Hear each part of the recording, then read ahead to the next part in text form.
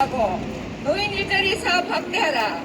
65세 이상 신규 취업자 실업급여 적용하라. 오늘은 유엔에 정한 제32회 세계 노인의 날입니다.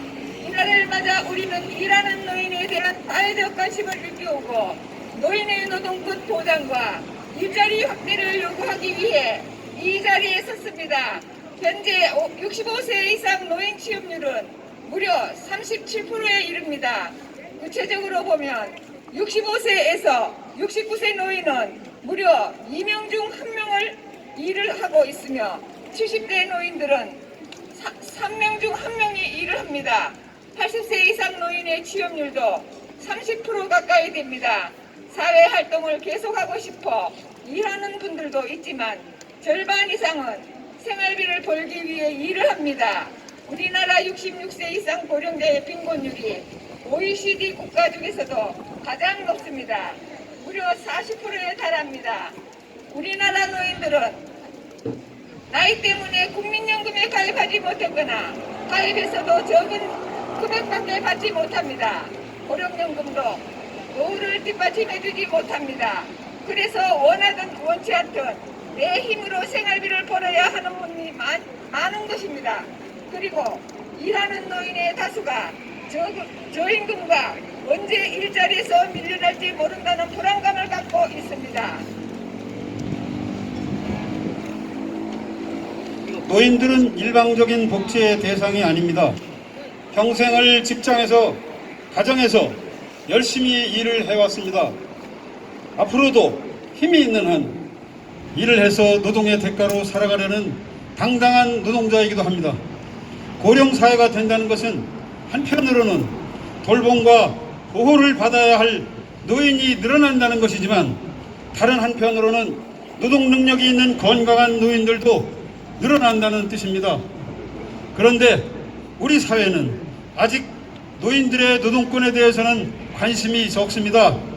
65세 이후에 새로 취업하는 사람은 실업급여 대상이 아니라는 고용보험법 제10조가 그 상징적인 예입니다. 최근 정부가 발표한 공익활동형 노인 일자리 축소도 또한 그렇습니다. 현실은 이전의 비정규직, 프리랜서, 자영업, 가사활동에 종사해온 노인들에게는 더욱 불리합니다. 정년 연장, 임금 피크제와 같은 정부의 주요 정책 대상이 아니기 때문입니다. 여성에게는 더욱 불리합니다.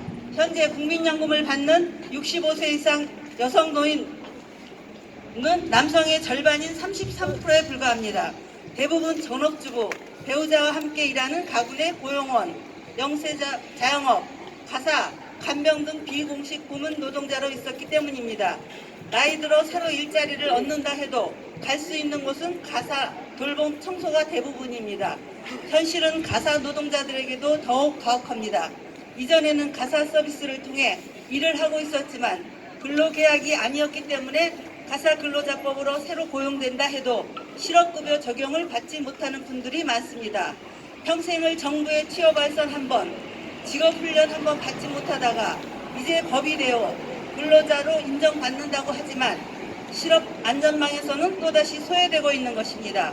근로계약이 없으면 지금 정부가 추진하는 상병수당에서도 제외됩니다. 이러한 현실에서 정부는 노인 일자리를 줄인다고 얘기합니다. 정부가 줄인다는 공익활동형에 참여하는 노인은 2020년 현재 62만 3천 명입니다. 평균 연령은 76.5세이고 80대 이상이 30%, 여성이 70%를 차지합니다. 정부는 공익활동 일자리가 노인들에게 어떤 의미인지, 어떻게 개선해야 하는지 논의조차 하지 않은 채 겨우 한 달에 27만 원을 받는 일자리를 줄이겠다는 것입니다. 확대하겠다는 사회 서비스형 일자리는 연중 10개월밖에 일을 하지 못합니다. 이러한 문제에 항의하려 해도 복지부는 노인 일자리는 복지로 주는 것이라고 합니다. 노동부는 노인 일자리는 복지부 소관이라고 합니다. 우리는 어디에 항의해야 합니까? 노인의 일자리를 책임지는 곳은 어디입니까? 노인의 목소리를 듣지 않고 정책을 만드는 사람들은 과연 누구입니까? 우리는 선언합니다. 노인의 일자리와 노동은 보장하라. 노인의 일자리와 노동권 보장하라. 제도를 개선하라. 오늘 노인 시위단체는 앞으로 일하는 노인의 보호, 노인의 노동권 확보를 위해 적극 연대하고 협력하며 싸워나갈 것이다. 2020년 10월 1일 가사 돌봄 유니온 노후희망 유니온 일동 예, 수고하셨습니다. 퍼포먼스 하겠습니다. 어디 준비되셨나요? 빨리 나와주세요.